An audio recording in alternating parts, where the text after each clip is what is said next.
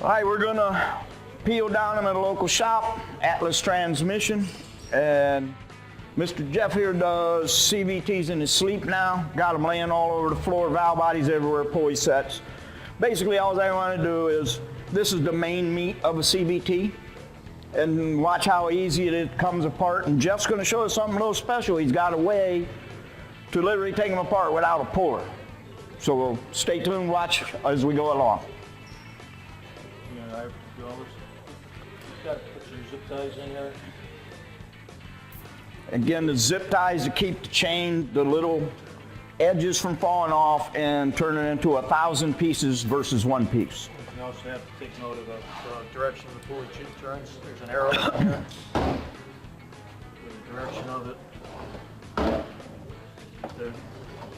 And what Jeff's pointing out, these belts are directional. They're meant to go one way, so make note of it. Again, sometimes it's never a bad idea. You got a cell phone, click a picture of what it is before you take it apart and you know, or take a note and just to know which way it goes, because it only goes one way.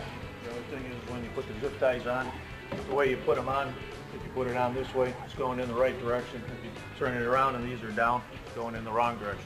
Great tip. A little common sense. Points up. That's how you go back together with it. Which puller do you want to use? My homemade one or the good? Whichever one you want to use. And again, there's a couple different ones. You have the 2-jaw, the TJ1, or other types like that. You also have the ones that clamp around the outside that Transgo has, Adaptacase has. These are like copied somewhat after the OE tools. And again, you're going to find out what works for you the best. And again, whatever lays around.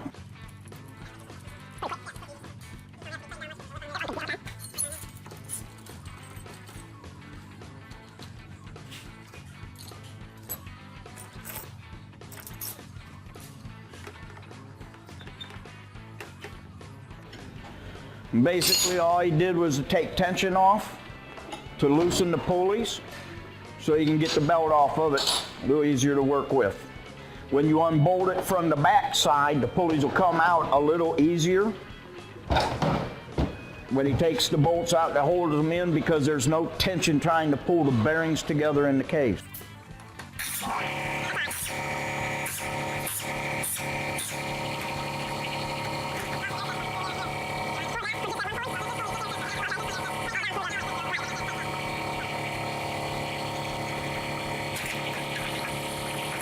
Again, that's all it is to getting them out of the case.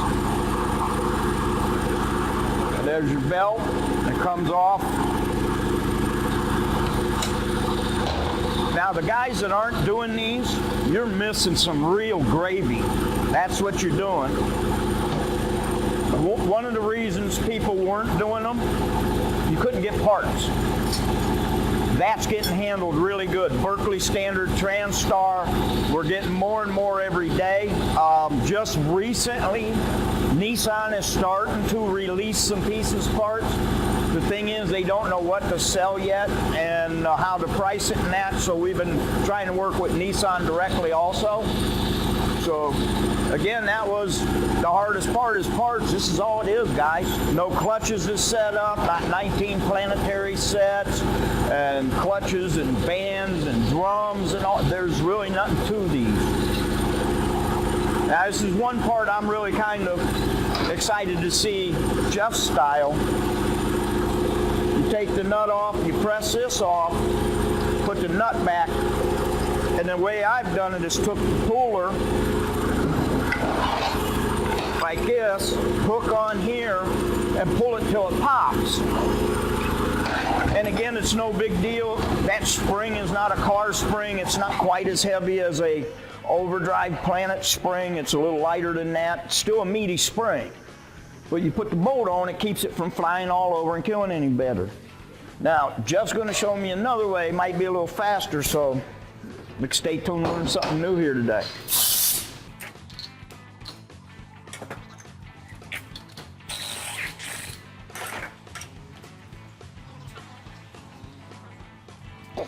Now, one thing about all these, they're all pressed together. Anybody that does Hondas, if you're not doing CVTs, you really went from one extreme to the other, super hard, more or less super easy. And again, if you do Hondas, you're used to these gears pressed in and fighting you to come apart a little bit. Again, no special tools per se. Now, for pressure testing, you're going to want a different kind of pressure gauge.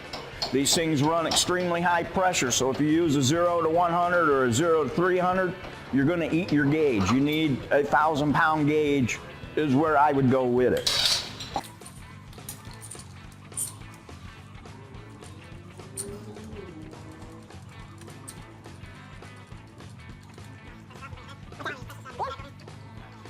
Now he's just going to go apart instead of hooking on things, just use his press. And actually, if you turn around and see it.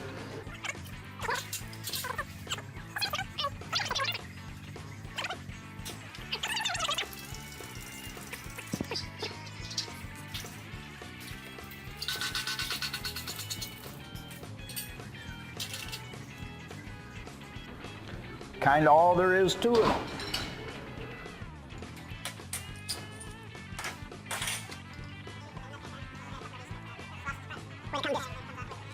Again, anytime. Now, some of these are spring-loaded and some are not. I haven't found rhyme and reason to it yet. Again, I haven't done near as many as somebody who might do them all to find out which ones will. Just as a precaution, always put that nut back on so when it comes apart, it stays contained. That's all. One thing about these two, if you're taking one down and you're going to rebuild it, if you buy a used cover, something that has been remanded, whatever you do, do not short stick taking them pulleys apart. If it's got a bad seal inside, the dirt loves to hide, the dirt and grime loves to hide in there. And if you don't, it will come back to haunt you. If it ain't today, it's tomorrow, but you're going to get it. Always, always, always take the pulleys apart.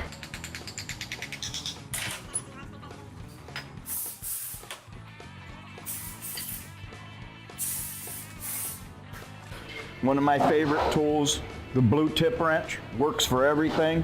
So if you can't get it apart, just torch it apart.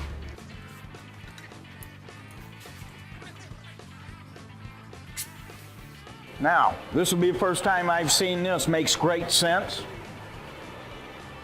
Looking forward to it. So you keep the tip away a little bit so it don't go. Now you're not going to cut this off. What you're just doing is heating it.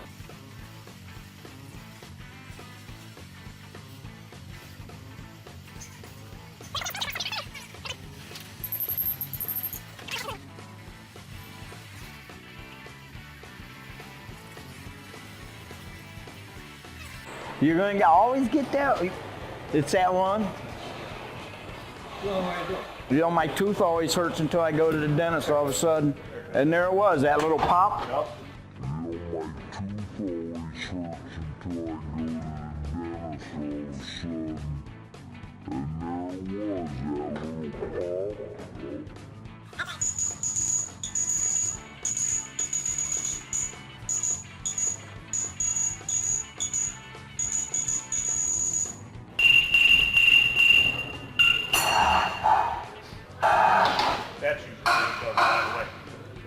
And that's where you don't want to have your fingers in there or anything. And again, heating the collar, letting it expand, letting it come up like that's one way, using the puller is another. Here, now you let it cool down before you grab a nut with your hand. Again, this nut here with the microphone kind of forgets that stuff, and I would go touch it, and then I'd have to go to work with little Band-Aids, and then they make fun of me, so we don't do that.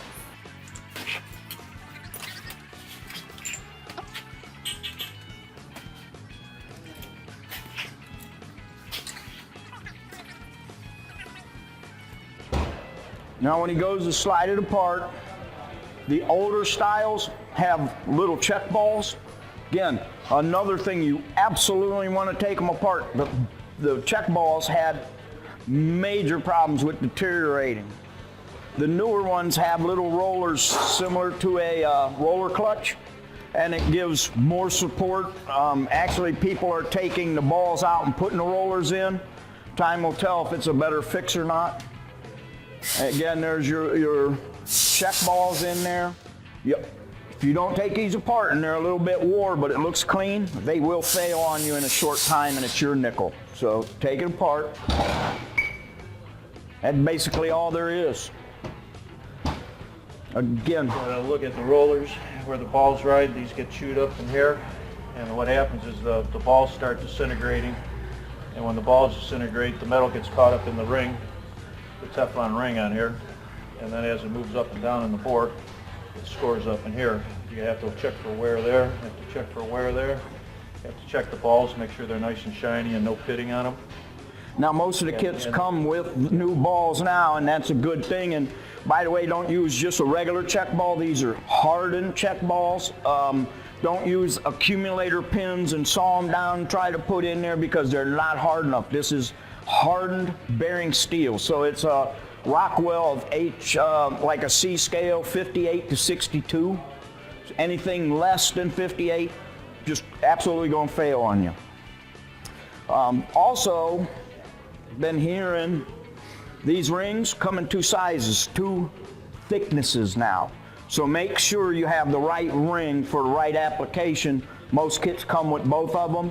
If you get a kit with only one, just make sure it's the right one. Two different styles on the butt ring too. You got a 3D version cut. It's kind of hard to see. And then Right. a regular square cut. These sealed them. So again, with any sealing ring, the way they go together, you can have an angle cut, a square cut, you can have a lap cut. There's so many different ones, and again, they're getting more elaborate. So again, these aren't $1 anymore, they're a little bit more. But again, just kind of make sure it's all good. But it's highly recommended to go in, you got them to change them. You can actually feel some roughness on this a little bit, and this was a pretty clean unit.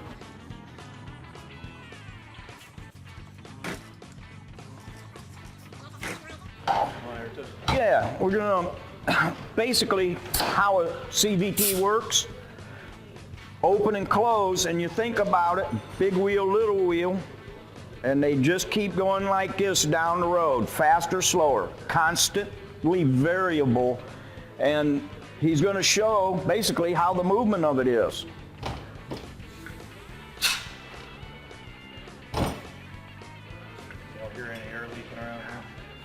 So he's air tested, You'll get a little. holding solid air pressure, no leaks around here, so you can air test these a little bit. And again, you got a little aerosol can's not going to work, but some air, Put your hand in it. get them done. Yeah, don't.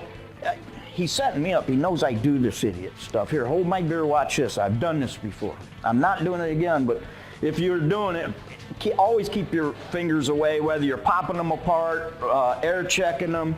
So if you're holding it like this, when you hit air, you're gonna feel it real quick. So again, a little safety on it. Again, this is the somewhat easier one. Just take apart a good arbor press, an H press, and in Jeff's case, a torch for the one, which is really cool. I haven't seen that before. I'm really glad I made this stop. That was impressive, though.